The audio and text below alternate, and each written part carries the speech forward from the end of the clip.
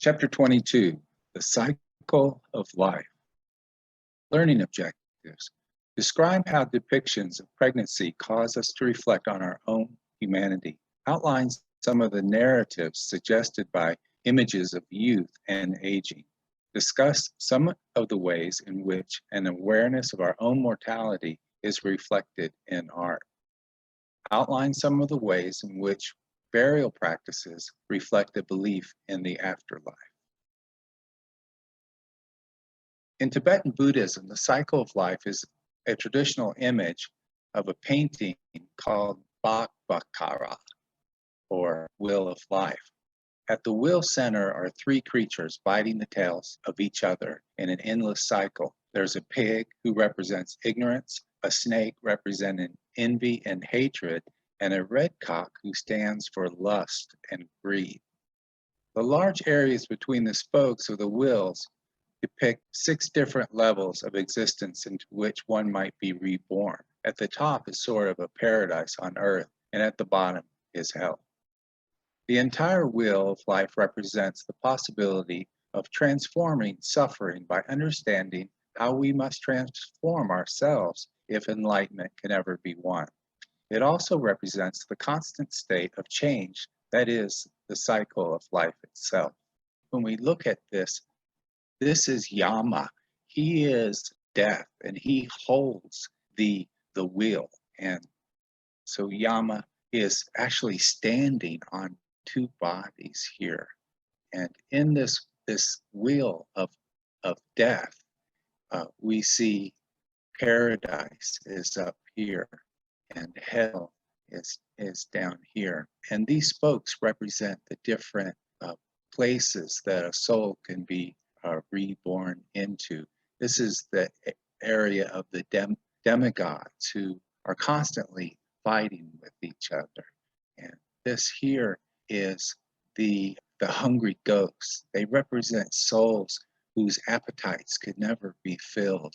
Up in this area is a spoke of humans, and in this space it represents that people that are trying to achieve enlightenment, but they're not all that bright. They still have a lot to learn.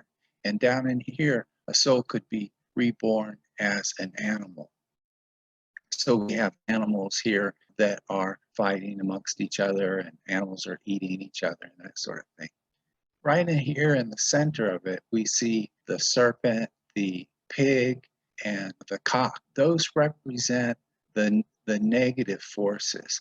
On this side right here, this is the dark side. So if one is caught up in envy and hate and lust, they will go into the dark side here. This is the light side over here.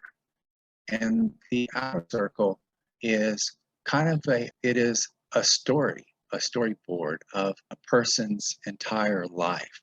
And through cause and effect and relationships, chance and change, it shows the events of a person's entire life. This right here. The very first one of the Thangkas was allegedly painted by Buddha himself. It is a great way to start off this lecture dealing with cycles of constant change and transience. Everything, all things change.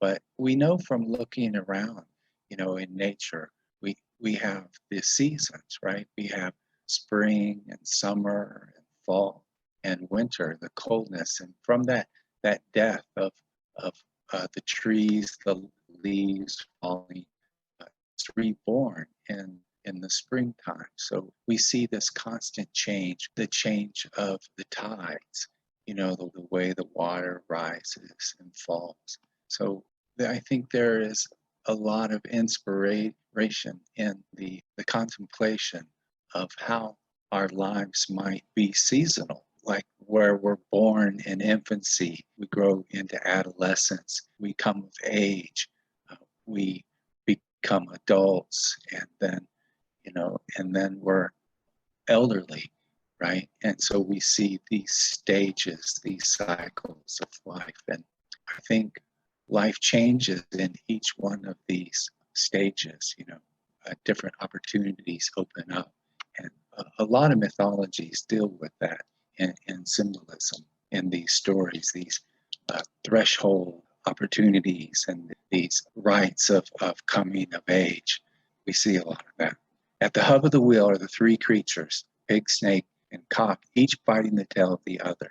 These three represent the greed, hatred, and delusion that dogs our lives. So one can become pursued by one's own pursuits. This is an image from the Egyptians.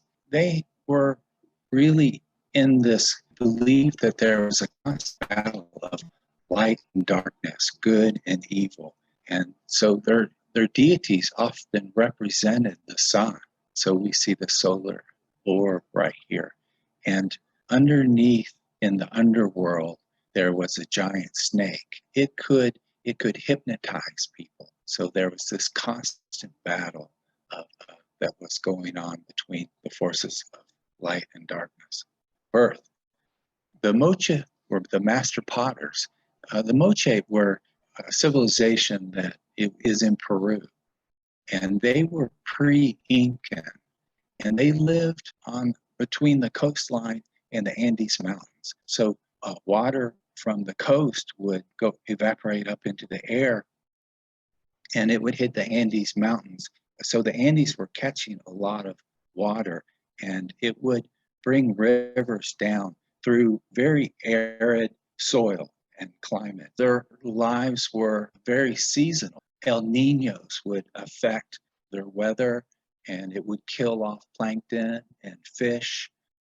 But they were really good at channeling those waters that were coming out from the Andes Mountains. And they used that water to water their garden. Their story, their cultural story, had a lot to do with water. That was one of the things that they produced the most, were these Moche-style stirrup vases that were for water storage. On top of each one of these, there is a scene that depicts all the cultural events. This is a birthing scene right here, suggesting fertility.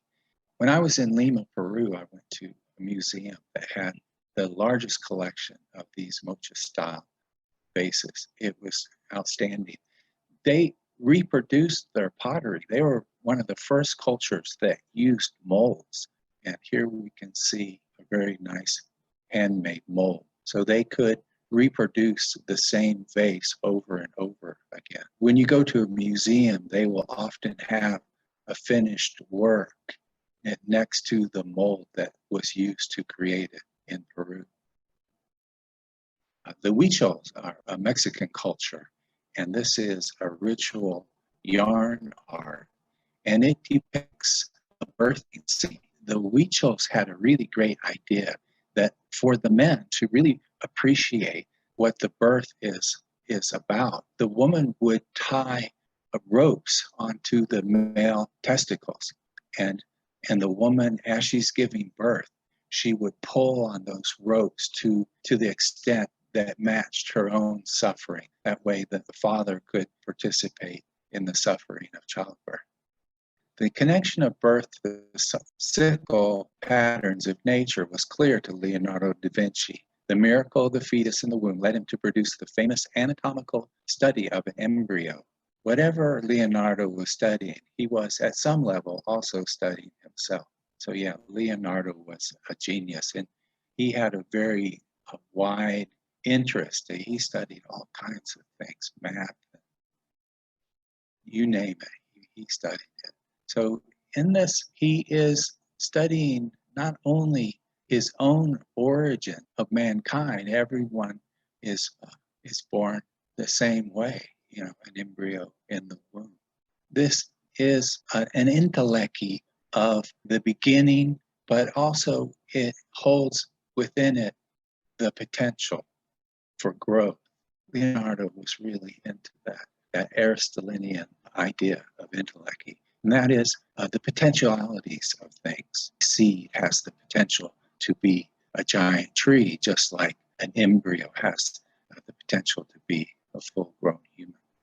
We are probably meant to identify with the depictions of Adam and Eve in Jan van Eyck's Ghent altarpiece.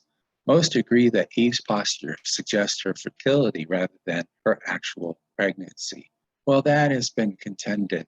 Linda Soleil believed that this line right here on her belly, it is actually what happens to a woman, a pregnant woman, in about her 4th month, where the muscles start to separate there, and it creates a dark line here. There is some belief that this depiction of Eve not only represents her fertility, but that she's actually carrying a child right here. In contrast, Eve is holding a fruit, kind of a shriveled up fruit. Within it, it holds the seeds of life for an orange tree, just like she is holding a life within her belly. But she is depicted here in a strange posture and in nudity. So she is shown in a very vulnerable state that is said to represent the suffering that she is going to encounter, and thus it also represents the suffering of humanity after the fall. Young in age, John Singer Sargent painted The Daughters of Edward Darley Boat, and in it there is a real sense of disconnection among his subjects. The painting is a parable of the coming of age of young women in late 19th century society. The daughter who's playing on the floor with her doll, she's a 4-year-old, and her sister, a 6-year-old. We have a 12-year-old back here and a 14-year-old. It looks like a nice contemporary family scene at first, and the more you look at it, it seems like there is a certain amount of estrangement. They're off kind of in their own spaces. These giant Chinese vases represent the wealth of the family and that they were acquired through trade with China. These women, it's documented the lives of these women. This woman was one of the first golfers. One of the girls was in and out of hospitals for mental illness. 2 of the girls lived together. There is a certain amount of a depiction of secrets that are acquired for coming of age of girls, adolescents in the 19th century. It is within the family that the process of aging, the cycle of life, is most evident to us. This is the real subject of Nicholas Nixon's ongoing series of photographs depicting his wife and her 3 sisters. He did 38 of these pictures. Every year since 1975, Nixon has made a black and white photograph of the 4, always showing them arranged in the same order from left to right.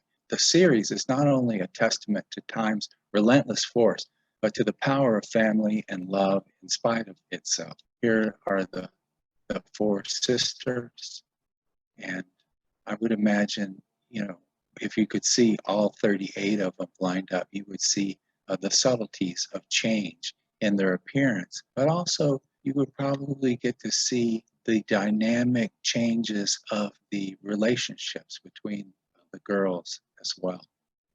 Here they are in 2011.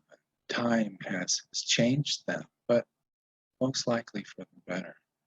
The feminist activist and artist Susan Lacy has continually addressed the issue of aging in American society since 1976. One of the most visually spectacular of Lacy's works on the theme is Whispers, the Waves, the Wind. In this performance, 154 women over the age of 65 sat around white cloth covered tables and talked about their lives. The piece was motivated by several facts. By 2020, 1 in 5 people in the US will be over 65. This population will be predominantly female and single. Today, women account for nearly 75% of the aged poor. The performance reinforced the strong spiritual and physical beauty of older women. The image of these women in white in this setting also helps us to understand the beauty of their aging. So yeah, you got these women who walk through 1,000 people, bystanders. They walk through them, and they're talking about, you know, their goals, their fears, their everyday experiences. And they sit down, they're all dressed in white. They sit down at these base tables. There is a certain sense of order in that, and but it's contrasted by the waves, the turbulence of nature. There's a sense of isolation. They're not isolated from one another, but they're isolated from the crowd, as often older people can be discriminated against and isolated. And so that's what this work is dealing with. And through our creativity, our imagination, we can transform our biases towards the elderly, biases of ageism against older people, when in reality, they've experienced a lot in life. They have experience in their hands.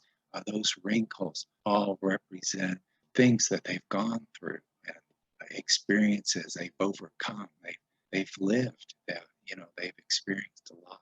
So that's what this work is about. She is a feminist artist, and through this performance piece, she is tackling these prejudice against our elderly.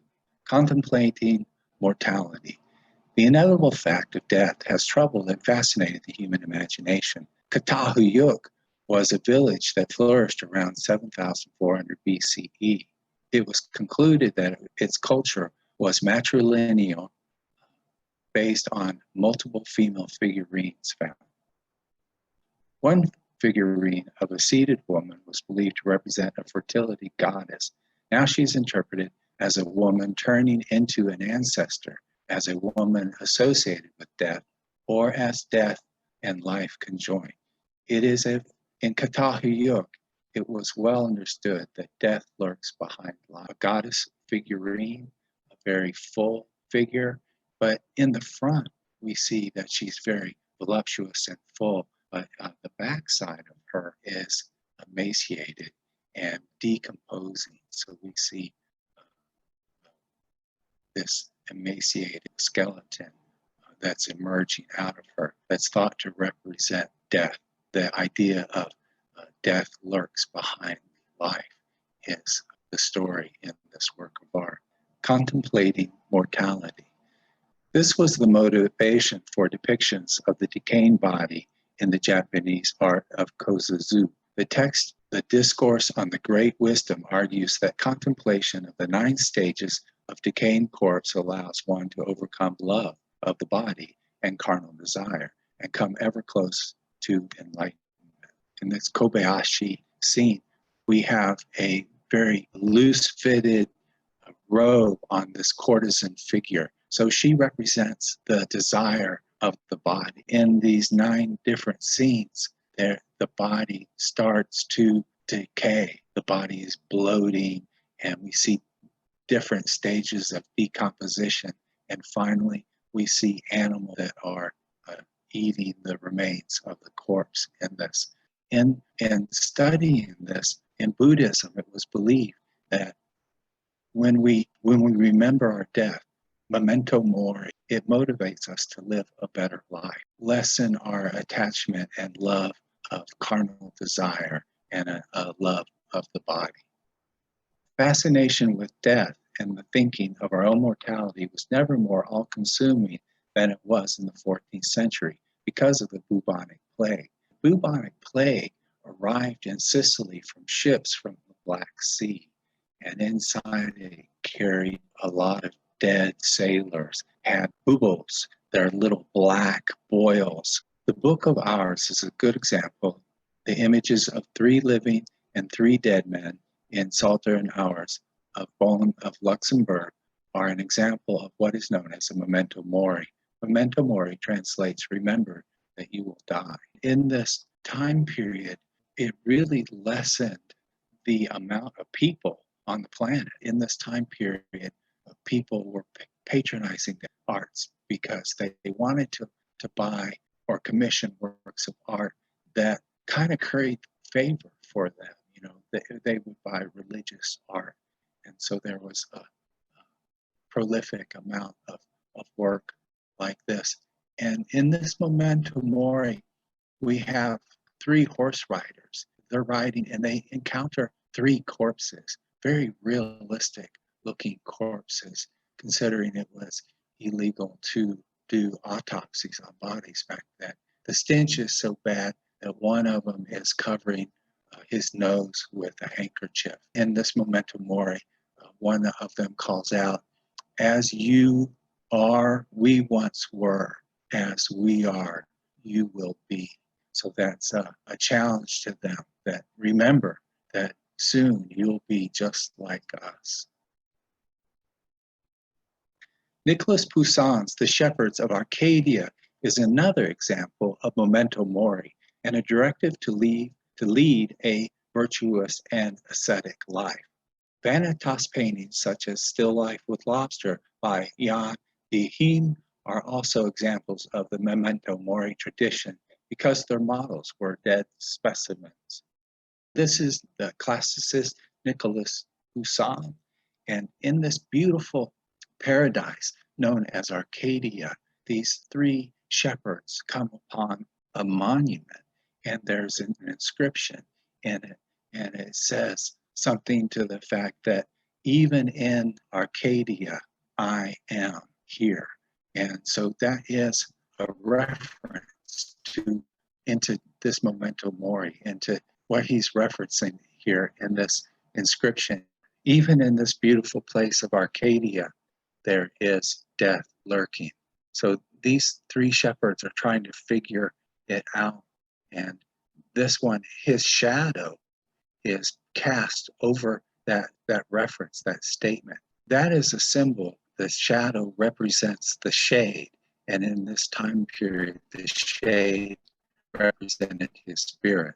This figure here is pointing to it and like, oh, I understand what this means. And this is thought to be Athena here, who is the only figure that really knows what this statement means, that yes, even in the beautiful Arcadia, death is here also. This is a vanitas, a Dutch vanitas painting. Typically in a vanitas, it gets you to focus on things of that all life is transient. We lose everything. We can't take any of it with us upon our death. So there are lots of elements to time. There's a watch timepiece here. This has been turned over. Sometimes things in life, can be chaotic. These grapes can be a reference to the fruit of the vine, the body of Christ. In this, we see this lobster here, a beautiful red lobster. It's a message, a lobster gets its beautiful color from being dropped into boiling water, most of the time lit alive. And so this is a reference to vanity and how life is short. So it is a call to live a better life. We see a lemon right here. Sometimes life, it gives us lemons, right?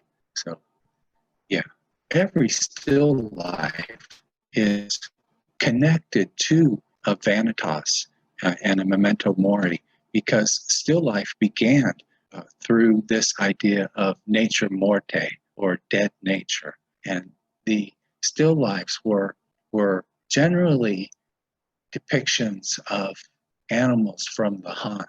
So still life got its start from drawing dead things, nature morte. Still life arrangements of flowers were among Robert Mapplethorpe's favorite subjects. Calla Lily was shot in 1986, the same year that Robert Mapplethorpe was diagnosed with AIDS. And during the height of the AIDS contagion, it is also considered a memento mori. Still life arrangements of flowers were among Robert Mapplethorpe's favorite subjects. He invokes the battle for life in the midst of the dark of death, a spiritual strength in the face of AIDS. So yeah, our book compares this calla lily to the Three Crosses by Rembrandt, the way he handles life. And if you notice, the calla lily, the still life, is casting a shadow, just like Nicholas Poussin. And in the painting of Arcadia, it casts a shadow. And so it represents this spiritual life and this struggle through this struggle of life. This is a very subtle memento mori or vanitas painting by Robert Mapplethorpe. Art and architecture have traditionally been associated with burial sites and the possibility of an afterlife in some other realm. The Great Pyramids of Giza are expressions of the sense of cyclical return. The pyramids were the largest of the resting places designed to house the Ka. The Ka was the spirit. One theory states that the pyramid's sides represented the descending rays of the sun god Re. Another is that the three pyramids are aligned to reflect three stars that form the belt of the constellation Orion. If you picture the sun god, or Re, right up here, these lines of the pyramid would be the rays of sunlight coming down.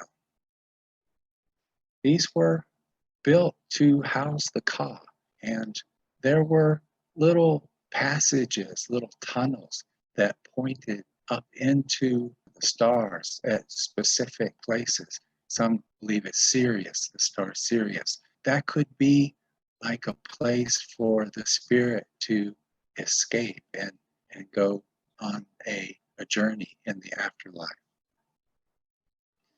One of the things about mummification we know from Egypt, if you bury a body in this arid, dry, sandy soil, it's going to leach out all the body's water. And that's why mummification started in Egypt there, from burying bodies in the soil. They realized that it preserves the body. They could anoint the body with different oils and fragrances to help preserve it. This is a sculpture with the Ka that is over its head. This is the hieroglyphic symbol for the Ka. The Ka is the spirit or the eternal being of for afterlife. The Last Judgment of Hunefer. This is from the book of Going Forth by Day in its Tomb at Thebes. Sometimes they call it the book. And this gives us a great understanding of what they felt the Ka would experience in the afterlife. They believed in a judgment. So here we see Hunefer, who is just an everyday average person. Some believe he was a scribe. He's hand in hand with Anubis. Anubis is a jackal-headed deity who is in charge of funerals and cemeteries. Anubis has an ankh in his hand, the symbol of eternity there. And what we have happening here on these scales of life is Hunefer is having his heart weighed against a feather. And so if his heart is as light as a feather, he will have eternal life. If his heart is heavy laden, it will be eaten by Amat, who is part lion, part crocodile here. So this is Thoth, who is recording the entire event. And Horus, having passed the judgment, he is being taken to Osiris here and Isis here. So he's crossed over into the afterlife. Burial prepared a king for a last judgment, which was routinely illustrated in books of Going Forth by Day. Like the Egyptian pyramids, the Temple of Inscriptions at Palenque was erected over the king's grave and rises in 9 steps, represents 9 levels of the Mayan underworld. The lid of the king's sarcophagus represents Pakal falling off the Wika Khan, the great tree that connects the upper world, the middle world, and the underworld. Cultures often treat the death of their rulers with special memorial architecture. So this is classic Maya, and this is the Temple of Inscriptions at Palenque. Right up in here is where they uncovered, unearthed this great sarcophagus lid that represents Pakal, the ruler who is falling off of the world tree. He is said to represent the world tree, and when he stands on the pyramid and does his bloodletting ceremony, he is giving sustenance to the spirit world. And the way that this is similar to the Egyptian pyramids is it too has the the idea of an afterlife is womb shaped, and there is a little tube that will deliver fresh oxygen to a cow in the tomb. And there is this world tree is thought to have astrological significance, and that it represented the Milky Way. And so it represents the soul's journey through the Milky Way in order to be reborn and transformed. Before the 19th century, most burial sites in Europe and America were in the middle of towns. In Frank, they realized that these were a breeding ground for disease and reburied the dead in catacombs beneath the cities. These are the catacombs in Paris, these underground tunnels where they reburied the bodies. The reason they did this is because some of the cellars, the corpses were busting out, and fluid and bad smells were coming right out onto the streets. And so the vast removal of the dead amounted to a banishment of the specter of death from daily life in the city. Napoleon decreed each corpse would have an individual plot in one of 4 garden environments outside the city proper, one being Père Lachaise Cemetery. This idea of putting this new kind of burial site, these cemeteries, was inspired by the Greeks, the fields of Lucian. And so we see these beautiful rolling hills where it was thought that children would scatter flowers. And this became a tradition of people bringing bouquets of flowers to place on graves. So this was how cemeteries were developed. They became like a beautiful garden. This is a sculpture from the ancient Greeks, Creophorus, or the ram bear. And I include it because it reminded me of this idea that Napoleon was concerned about these bad smells causing disease. The Greeks called this miasma.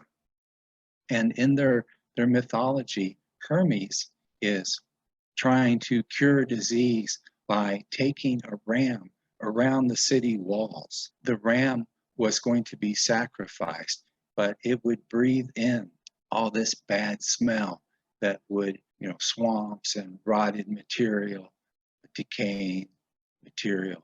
And that's where they believe that disease came from. The hero here is taking this ram around so it would breathe in all of the disease and then be sacrificed. In Mexican culture, the dead are remembered with ofrendas, temporary altars generally created for the annual Dia de las Muertas celebration. In 1984, the year after actress Dolores Del Rio died, Amelia Mesa Baines created an ofrenda for Dolores Del Rio. So they would honor their dead not so much by stones, tombstones. They would make a little altarpiece. It honors someone who inspired and affirmed her own artistic life. So this is an ofrenda for Dolores Del Rio. And she was a great crossover of Chicano or Latin stardom into Hollywood. She represented a universal beauty, and she was inspiring to Latinos. This is what she looked like. She had a lot of talent. She could sing, and she was exceptionally attractive. and a great actress. In 2013, choreographer Stephen Petronio asked artist Janet Antoni if she would be interested in doing the visuals for his new dance, like Lazarus did. The work was inspired by themes of birth, death, and resurrection. For, for the hour-long performance, Antoni lay completely still, a caged light bulb in her left hand. She was suspended over the audience, and she was contemplating her own body and her own death. Petronio and Antoni collaborated on a 14-minute video, kind of to sum up the last scene of that performance. And it was a 14-minute video of a dancer moving in a honey-coated tube, which they called Honey Baby, imitating the womb. And what was happening at this time, one of Petronio's cousin was pregnant, and he was seeing images of her sonograms. And so they did this performance video that this tube and the dancer was coated in honey, so it took on a quality of amniotic fluid. So this is in the early scene, she's hanging there still, and the dancers are moving, and so there is this dialectic of life and movement, and if not death, the contemplation of death. And this represented a rebirth in the afterlife. Okay, I think we'll call that a day.